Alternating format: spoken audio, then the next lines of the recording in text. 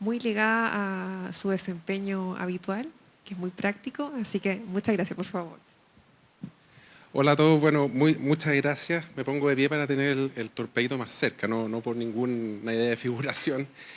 Agradecerle a todos la invitación, bueno, que estén acá y que podamos conversar temas, verdad, que son tan relevantes y que pareciera ser que aparecen con la dictación de esta ley, digamos, pero para los que estamos ya hace un tiempo en estos temas sabemos que son temas de formación de cultura organizacional, son temas de establecimientos de buenos gobiernos corporativos y de buenas prácticas empresariales. Solamente dar una pequeña vuelta, esto ya se ha comentado latamente por parte de todos los panelistas, hacer un recuerdo que de alguna forma hace 10, 15 años atrás aparecen las primeras normativas que empiezan a impulsar estas buenas prácticas de prevención, de creación de sistemas de cumplimiento al interior de las organizaciones. Se imputa mucho a la ley 20.393, pero los que están acá vinculados al sector financiero saben que de mucho antes el compliance en parte muy relevante del día a día, de la gestión de procesos, de una mirada corporativa, de proteger el valor que se crea día a día en las organizaciones, y de alguna forma el corolario lo presenta esta ley que también estaba representada por distintos tratados internacionales celebrados por Chile que obligaban al Estado a generar de alguna forma leyes que, por ejemplo, sancionaran de manera efectiva delitos contra la corrupción, sancionaran el cohecho transnacional, etcétera, etcétera. Y luego vemos cómo en una distinta gama de legislaciones, entonces por eso el contexto regulatorio es tan relevante, el cumplimiento se eleva o se hace más conocido porque de alguna forma se va delegando vía regulación o un llamado a la autorregulación de las organizaciones a hacerse cargo de estos temas que son, como sabemos, tan relevantes desde una perspectiva de prevención, desde una perspectiva de protección del valor creado en las distintas empresas y organizaciones, pero también de la creación de valor, que eso a veces se nos olvida y pensamos que las áreas de compliance son exclusivamente safeguarding, cuando al menos en mi opinión está súper demostrado que una buena gestión de cumplimiento genera un valor y genera un valor pecuniario en el market cap, en la última línea del negocio.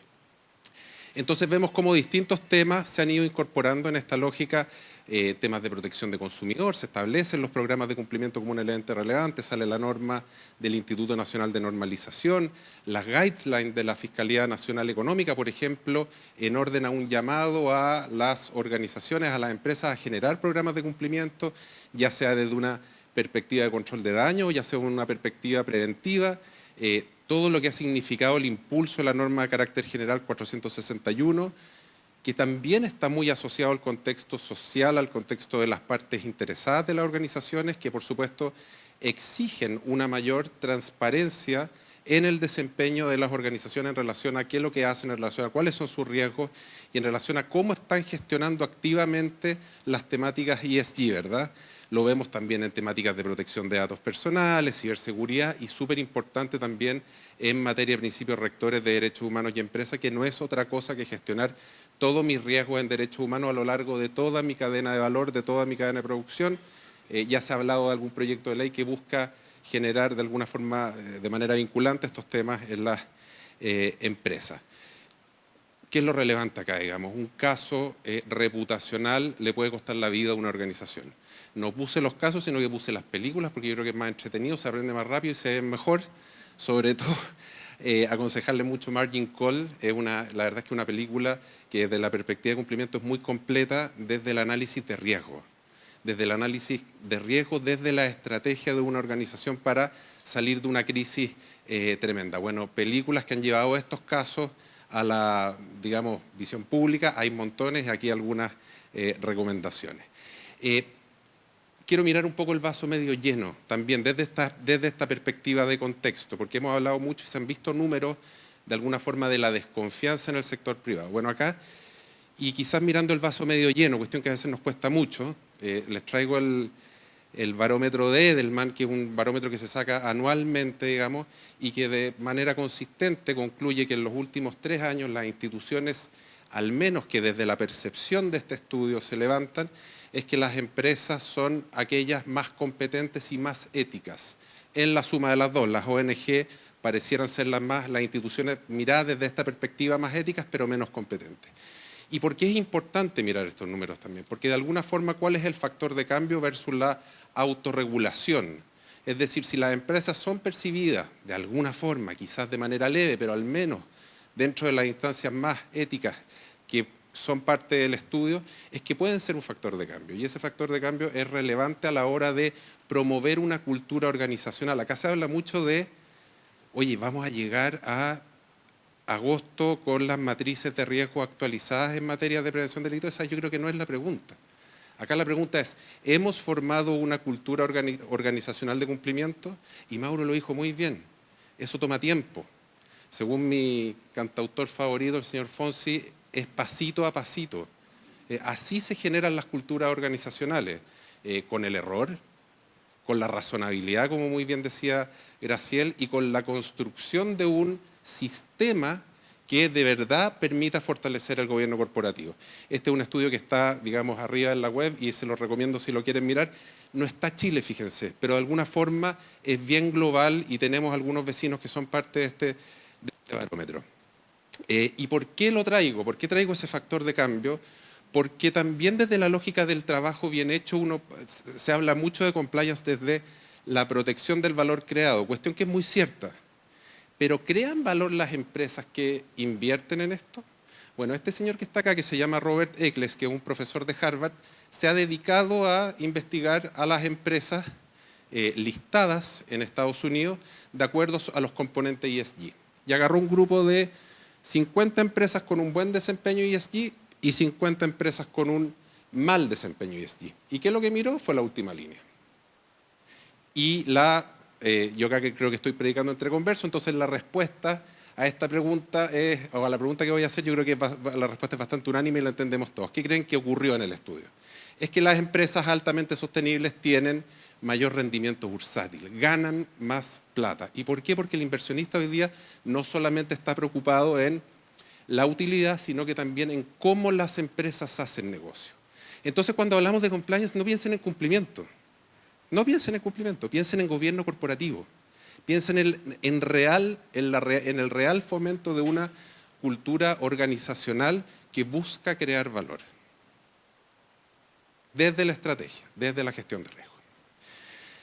Bueno, que esto también está dentro de la lógica de la idea de gobierno corporativo y los principios de gobierno corporativo de la OCDE, pero de alguna forma levantar el tema de la confianza, transparencia y rendición de cuentas como un elemento esencial para ser una empresa sostenible a largo plazo, que no termina el próximo año, que se proyecta hacia el futuro.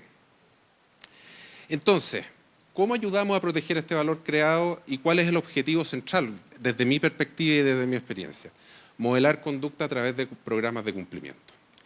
Y acá la ensalada la pueden hacer como ustedes quieran, hay distintos estándares, distintas realidades de empresa, no es lo mismo una empresa minera, probablemente con unos riesgos ambientales muy relevantes, que una empresa financiera que tiene riesgos asociados a, qué sé yo, los temas bancarios, de sociedad anónima, etcétera, etcétera. Y es súper importante saber que no hay una regla para esto. Y que la buena creación de los programas de cumplimiento depende mucho de la propia actividad de la organización. Y es por eso que hay estándares. Y hay estándares de alguna forma que para la gente que trabaja en cumplimiento son súper útiles porque de alguna forma pueden prever cuando hacen el desarrollo de un sistema de gestión preventivo cuáles son aquellos conceptos, elementos, obligaciones que debería contemplar un programa de cumplimiento para ser efectivo, para ser real, para no quedarse dentro de un cajón, desde la perspectiva de razonabilidad, como se hablaba mucho en el primer panel. Se habló mucho del DOJ, el DOJ lanza sus guidelines para sus fiscales. Entonces, ¿qué le dice el DOJ, el Department of Justice de Estados Unidos, a sus fiscales? Tome, aquí tiene una guía. Y en esta guía están todos los elementos que usted debería revisar en una organización a la cual estamos investigando. ¿Pero qué hace el DOJ? Los publica. Publica las guidelines. Son cortitas y son súper prácticas. ¿Y qué es lo que establecen de la A a la Z? ¿Cuáles son aquellas cuestiones que debería contar un programa de cumplimiento efectivo? También lo ha hecho el Ministerio Público. Hace años cuando salió la ley 20.393, los estándares australianos son súper buenos porque son muy prácticos, así como también las normas ISO que se reflejó en las presentaciones anteriores. Existen normas ISO específicas de compliance, incluso certificables. Y en esta lógica, por ejemplo, hablar de y esto es una pequeña nota al margen, digamos, del considerando 27 de la ley del caso Corpesca, donde se hace menciona esto, pero desde la perspectiva del sentenciador, que eventualmente no es experto en gobierno corporativo y quizás no es experto en temas de cumplimiento, pero señala Chile junto a Australia, uno de los países que implementó en su propia ley los puntos que debe contener un sistema de cumplimiento. Y eso los sentenciadores lo agradecen. Bueno, los oficiales de cumplimiento también, porque son una guía, son una expectativa a cumplir. Desde la perspectiva de los elementos que deberían contar los programas de cumplimiento efectivos, al menos desde mi opinión, hay 5 cosas relevantes, digamos. El elemento de riesgo como eje central, el elemento normativo, el elemento de entrenamiento y comunicación y finalmente los elementos de ejecución y de control. Vamos a pasarlo súper rápido. Bueno, acá simplemente no olvidar y como eje central, la gestión de riesgo, nuestra legislación en cumplimiento se basa mucho en la gestión real de riesgo y así lo señalan los distintos estándares a los cuales hemos hecho mención y también la ley propiamente tal, la ley de delitos económicos señala en su artículo 4 que para que se entienda que existe un programa de cumplimiento efectivo debe basarse en la gestión de riesgo. Y el Ministerio Público, miren cómo lo decía en sus antiguas guías de la ley 20.393, interpretativas de la ley 20.393. Conocer los riesgos constituye el corazón del sistema de cumplimiento. Entonces no puede desvincularse un debido cumplimiento sin antes tener un sistema de gestión de riesgo. Eso es súper relevante a la hora de implementar programas de cumplimiento efectivos, reales, vivos. También lo dice el DOJ, si vamos a los principios rectores de las Naciones Unidas en materia de derechos humanos y empresas, el 17, el 18, la Fiscalía Nacional Económica, y acá podría traer 500 ejemplos que el tiempo que tenemos no nos da. Entonces, ¿qué es lo que quiero que se queden? Si algo quiero que se queden con mi presentación es con lo siguiente, es que hay una ineludible vinculación entre la gestión de riesgo y la construcción de programas de cumplimiento efectivo. Si no los levantamos antes, corremos el riesgo de construir programas de cumplimiento de papel.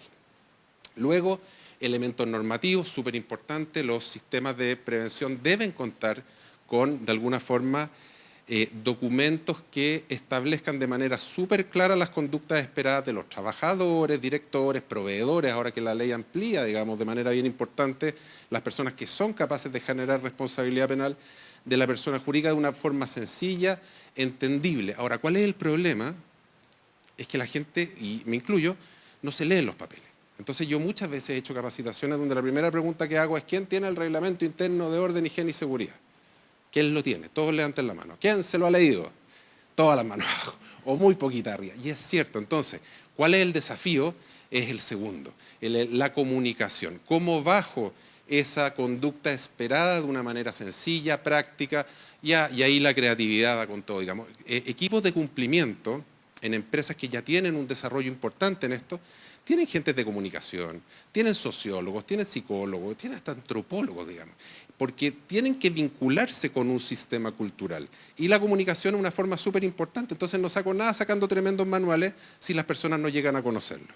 El entrenamiento, súper importante, somos los campeones de hacer las encuestas después de las capacitaciones, pero aquí lo que importa no es cuánto la persona sabe saliendo de la capacitación, es si se acuerda 6 meses después. Entonces, buscar sistemas de estar permanentemente autoevaluándote cómo tú estás pasando los contenidos es súper, súper importante también.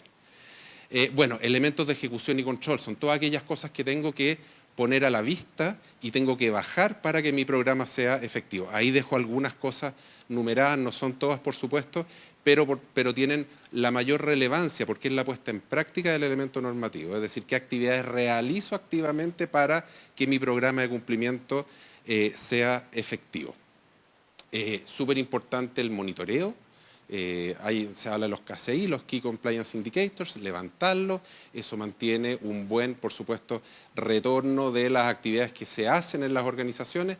El reporte a la alta dirección es súper, súper importante mantenerlo informado contar con casillas de comunicación, casillas de cumplimiento, responder las dudas. Acá nos vamos a enfrentar en el día a día muchas veces a grises, si la vida no es de blanco y negro y en los grises están los riesgos. Si las personas antes de tomar una decisión consulta, es súper importante.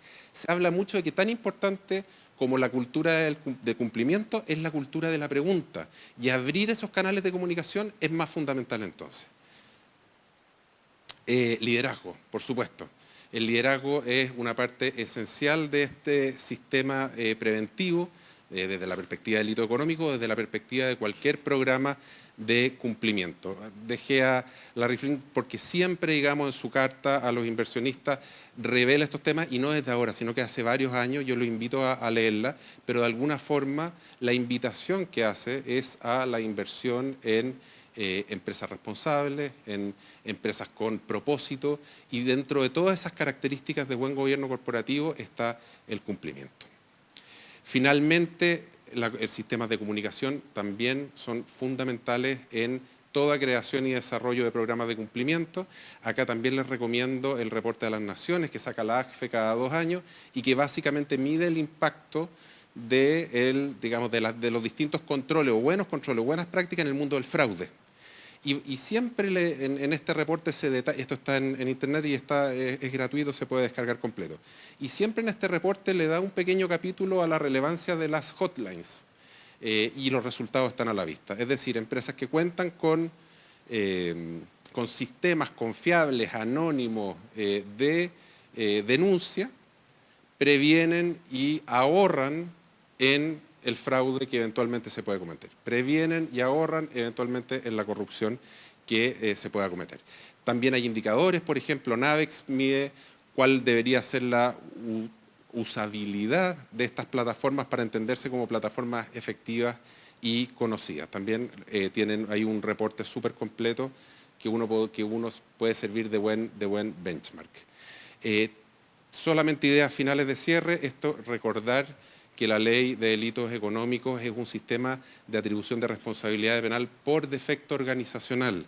Acá no se trata de responsabilidad objetiva, y por eso el llamado a los sistemas de cumplimiento es tan relevante. Nunca se va a poder operar con riesgo cero, eso es imposible.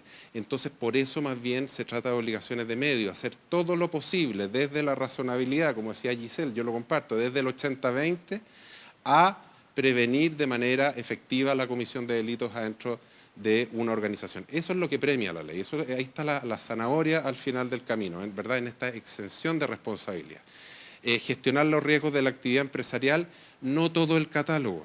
Son cientos de delitos, pero no quizás todos me aplican. Eso descartarlos. El primer trabajo de bajada de esta ley es ver cuáles me aplican a mi actividad, haciendo un sistema de descarte y encargándome de los restantes. Cadena de valor organizacional, ya lo han señalado, súper importante, puertas adentro y afuera. Puertas adentro me refiero a proveedores, terceros que van a interactuar con nosotros, cómo los incorporamos en la cadena de la buena práctica de mi organización, y también en nuestros propios trabajadores, porque acá la persona, el ejecutivo, el trabajador pasa a ser un elemento central. ¿Cómo lo seleccionamos? ¿Cuáles son sus papeles? ¿Cuál es su trayectoria? ¿Cómo ascienden en su desarrollo organizacional, etcétera, etcétera? Y la medición de efectividad permanente. Tenemos que estar permanentemente midiendo que todo lo que tenemos en nuestro sistema esté funcionando, y si no es así, planes de acción concretos para un sistema de mejora continua. Eso es. Muchas gracias.